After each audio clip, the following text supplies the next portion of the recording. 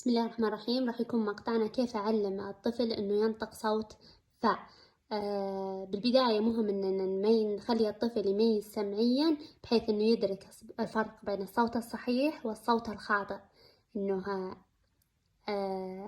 ف غير عن مثلا أيا كان صوت آخر هو جالس يستعمله كبديل لصوت الفاء. في كذا طريقة ممكن إني أعرض له شكل حرف الصوت الصحيح، كلمات، أو إذا كان الطفل غير قارئ إني أعرض له صور.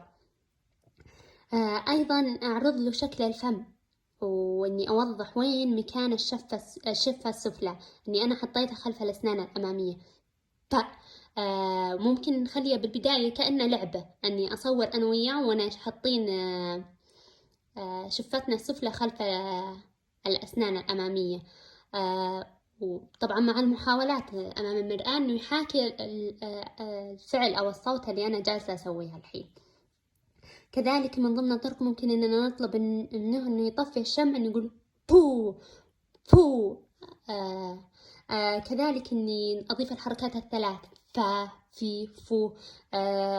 كذلك أنوع بالكلمات، بداية الكلمة، وسط الكلمة، نهاية الكلمة، مثلا فول، تفاح، صوف. أنوع بالكلمات عشان يعمم الاستجابة الصحيحة للصوت.